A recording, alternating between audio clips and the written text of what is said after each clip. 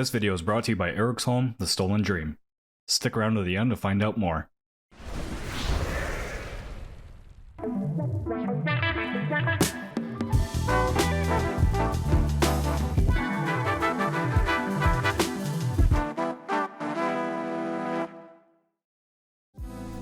There's been a lot of indie success stories this year, but I don't think any have come out of left field quite like Peak has. The concept behind Peak is simple. You and a few of your friends crash land on an island and are tasked with climbing up a series of mountains to escape. I've already put quite a few hours into Peak with my friends, and it has genuinely been a great time. Climbing games have been a bit of an emerging trend lately, but Peak also incorporates many of the elements that have been making other indie multiplayer games very successful. Goofy looking characters, ragdoll physics, proximity chat, and unique cooperative mechanics that produce all kinds of memorable moments. The proximity chat alone has generated tons of hilarious viral clips across social media apps already for Peak. Holy shit, you're the god. Yeah, you can do it, you can do it, you can do it. Come.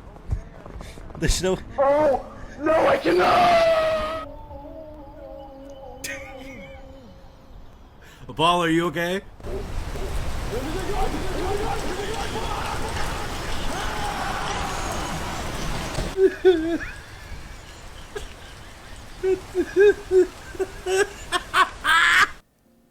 Peak was a collaborative development effort between Landfall Games and Aggro Crab. At a price point of just $5, it's been a major success for both companies, and one that provides a unique development story too. You'll know Landfall is the developer behind a bunch of quirky hits like Totally Accurate Battle Simulator, Cluster Truck, Content Warning, and most recently, Haste. Aggro Crab is best known for the Souls-like gem that is another Crab's Treasure, and before that, Going Under.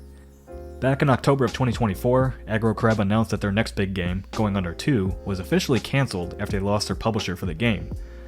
They had also just spent 4 years working on another Crab's Treasure and were suffering from burnout from the project despite it being a big success for the studio. After cancelling Going Under 2, the studio wanted to rethink how they made games a little bit. Landfall made Content Warning via a game jam that they had set up for themselves. They sent a small part of their team out to South Korea, where they would spend the next month making what would become Content Warning. The full game was made in 2 months, released for free, and claimed by over 6 million people. It went on to sell an additional 1 million plus copies after its free period ended. I spoke with one of the developers at Aggro Crab, Nick Kamen, to get a bit more direct insight into Peak's development. He told me that Aggro Crab met the Landfall developers out in Sweden and essentially said, "Hey, we'd like to try and do the same thing," meaning a month-long game jam, together with you guys. Back in March of this year, Kamen and 2 other developers from Aggro Crab joined 4 developers from Landfall out in South Korea for a month to jam away on what would eventually become Peak. Peak actually started out as more of a survival game, but was then scoped down to focus specifically on the climbing aspect. Once the developers added the stamina mechanic in, they had their core loop nailed down, and from there, it was just adding in different tools, environments, and whatever else they could fit in to service that loop. Kamen told me that Peak was essentially developed in that single month game jam, aside from some additional content, cosmetics, and bug fixes once they were back home. The Aggro Crab team went back to Sweden to meet up with Landfall Games in June and released the game on June 16th, 2025. Peak was an instant success, selling over 1 million copies in its first week. It has now surpassed 5 million copies sold, and I would not be at all surprised to see it sell somewhere between 8 and 10 million copies over its lifetime, especially with Aggro Crab planning to continue updating the game.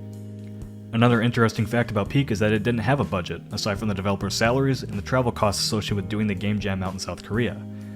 It's a very different way of developing games that invokes its own challenges, like having to quickly nail down a core concept that's fun, essentially putting your life on pause for a month, and of course finding the right group of people to work with who can effectively create something functional and cohesive.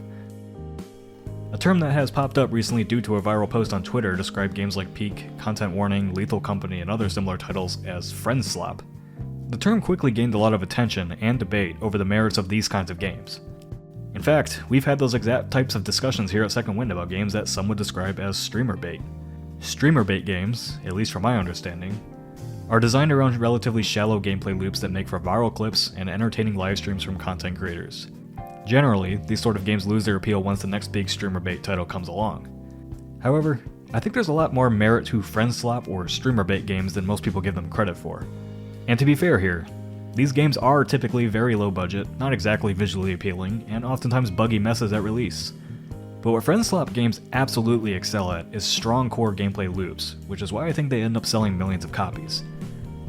Kamen agrees and wants to reclaim Friendslop as a positive term for the genre, as clearly millions of people love games that have simple premises, but allow for lots of player freedom and memorable emergent moments with your friends. You give players a problem, give them a variety of tools to solve it, and just let them go wild, with the developers throwing some variable mechanics, environments, or obstacles into the mix to keep things interesting for replayability.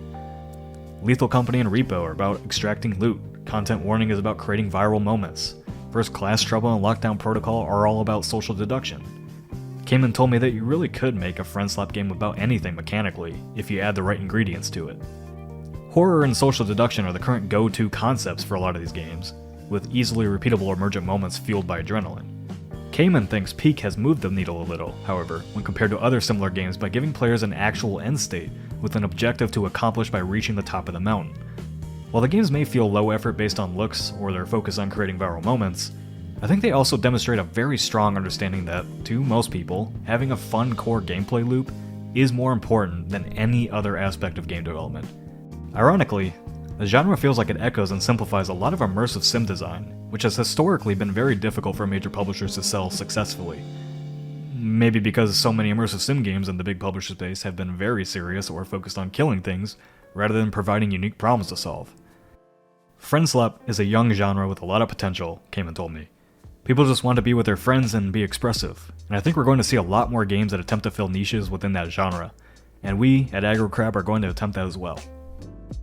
When so many multiplayer games are focused on being competitive, or retread the same tired gameplay loops over and over again, the games that are often described as Friendslop or streamer bait are offering players unique experiences that are just fun to play. And with these simpler games selling millions of copies for small indie developers, they're providing the funds needed to make bigger and better projects without having to put everything on the line every single time. This video is brought to you by Nordcurrent Labs for Ericsholm, The Stolen Dream, a new isometric narrative-driven stealth game set in the stunning town of the same name. Hannah's brother has gone missing, and her search for him sets off a chain of catastrophic events that will not only alter their lives, but also the destiny of the entire city. Switch between 3 unique characters and utilize their unique abilities to access new areas, overcome various challenges, and outsmart your enemies through the vibrant streets of Ericsholm, a sprawling Nordic city inspired by the elegance and grit of early 1900s Scandinavia. And if you've ever lost someone in a busy IKEA during a holiday weekend, then you know the sense of urgency and terror, just like me trying to pronounce Miglasvinge. Miglasvinge. It's a duvet cover. Ericsholm, The Stolen Dream is available now on PC, Steam, and Epic Games Store, PlayStation 5, and Xbox Series S and X.